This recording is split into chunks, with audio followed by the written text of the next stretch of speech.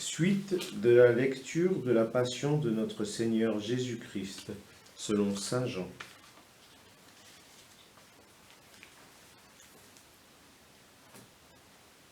Ils se saisirent de Jésus, et lui-même, portant sa croix, sortit en direction du lieu dit le crâne, ou calvaire, qui se dit en hébreu Golgotha.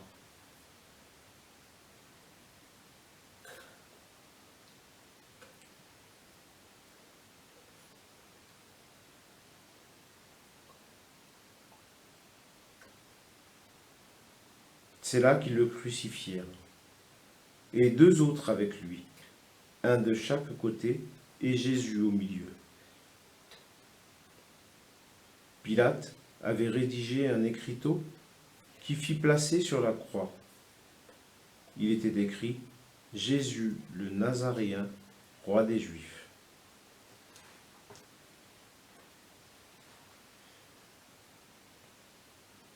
Beaucoup de Juifs lurent cet écriteau, parce que l'endroit où on avait crucifié Jésus était proche de la ville, et que c'était écrit en hébreu, en latin et en grec.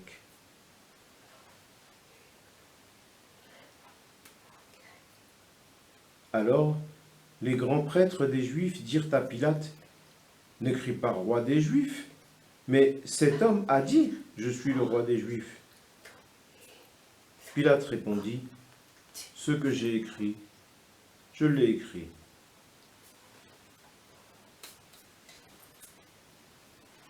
Quand les soldats eurent crucifié Jésus, ils prirent ses habits. Ils en firent 4 parts, une pour chaque soldat. Ils prirent aussi la tunique. C'était une tunique sans couture, tissée tout d'une pièce de haut en bas. Alors ils se dirent entre eux, « Ne la déchirons pas, désignons par le sort celui qui l'aura. » Ainsi s'accomplit la parole de l'Écriture. Ils se sont partagés mes habits. Ils ont tiré au sort mon vêtement. C'est bien ce que firent les soldats. Or, près de la croix de Jésus se tenait sa mère et la sœur de sa mère, Marie, femme de Cléophas, et Marie-Madeleine.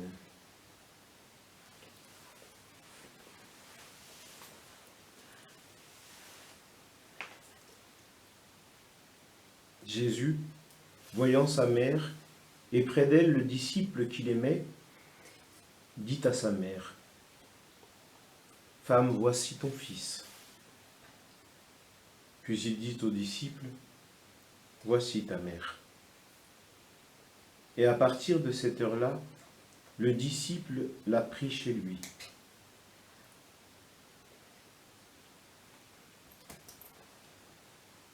Après cela, sachant que tout désormais était achevé pour que l'Écriture s'accomplisse jusqu'au bout, Jésus dit, « J'ai soif. »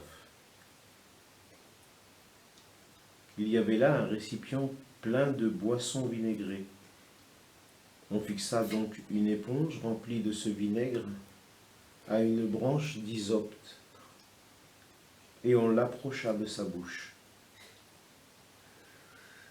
Quand il eut pris le vinaigre, Jésus dit, « Tout est accompli. » Puis il inclina la tête et remit l'esprit.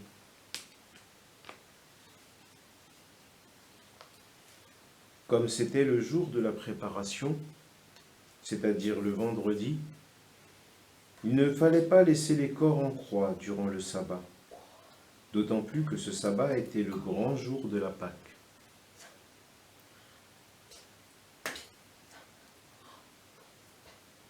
Ainsi, les Juifs demandèrent à Pilate qu'on enlève le corps après leur avoir brisé les jambes.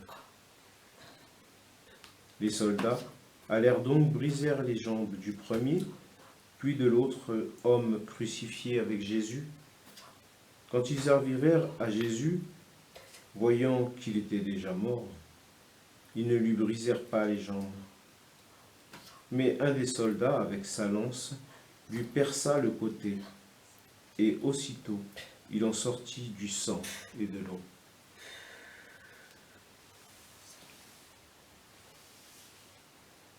Celui qui a vu rend témoignage, et son témoignage est véridique. Et celui-là sait qu'il dit vrai afin que vous aussi, vous croyez. Cela, en effet, arriva pour que s'accomplisse l'Écriture. Aucun de ces os ne sera brisé. Un autre passage de l'Écriture dit encore, « Ils lèveront les yeux vers celui qu'ils ont transpercé. »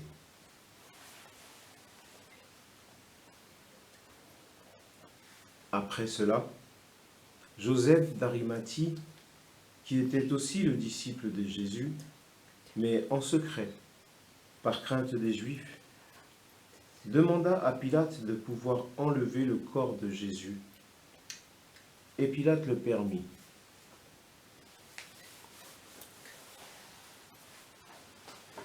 Joseph vint donc enlever le corps de Jésus. Nicodème, celui qui au début était venu trouver Jésus pendant la nuit, vint lui aussi. Il apportait un mélange de myrrhe et d'aloès, pesant environ 100 livres.